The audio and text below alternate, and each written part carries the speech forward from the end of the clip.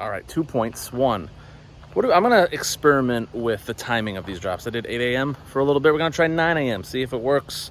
More views, more engagement. I don't know. YouTube's weird. Second thing, how do you like the fall beard coming in? What do you guys think? No, I just haven't shaved. I will never grow a full beard. If I grow a full beard, that means things probably aren't going well for my life. So, and the fall colors are starting to come in a little bit. We've had kind of a major drought in September here in New England, so I think the leaves are going to be turning a little bit earlier this year. We'll see. But today's coaster number 88. Finally, we're going back international.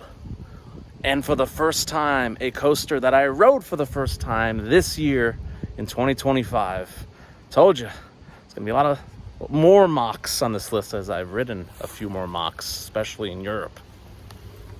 There's some huge mocks. Is this a hot take at number 88? No, I don't think so. We're talking about Lost Gravity at Wallaby Holland, a coaster that really, really surprised me with how good it was. If you told me pre-trip, would Lost Gravity make my top 100? I'd say, yeah, maybe, but probably not. But it did, and I'm going to tell you why right now.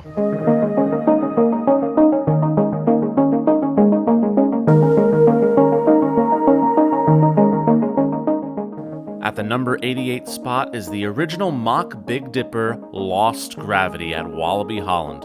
Opening in 2016, Lost Gravity stands at 105 feet tall, or 32 meters, speeds of 54 miles per hour, or 87 kilometers an hour, and features a total of just 2 inversions.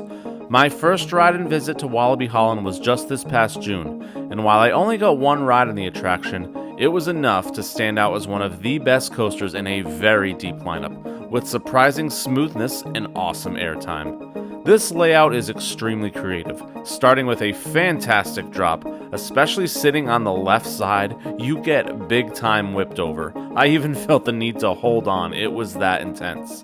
The inversions provide you with some great whip.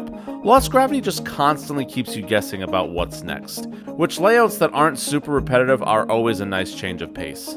This is definitely a ride that when you hit the brakes, you'll ask what in the world just happened, which is always a good thing. And we have to talk about the paint scheme. I love the dual color action going on here. This is for sure an underrated ride, and perhaps gets, no pun intended, lost among Wallaby Holland's top 2 to 3, which we'll see if those make the list later down the road. Now, Lost Gravity was the very first mock Big Dipper. There are now 4 operating in the world, another one coming in Vietnam. One opened in 2019 at Fritz Park Plone, I probably mispronounced that, called Dynamite, and that was the only 2 until this year. But then you had Helios that opened at Phantasiana in Austria, and also Wiener Looping that opened at Wiener Prater, also in Austria. So maybe we're going to see more of these Big Dipper models. I hope so. They're really, really fun. I do want to get to Austria one day. That would be really cool. That's next on the bucket list. That's Lost Gravity. Great coaster, underrated. Love the paint scheme.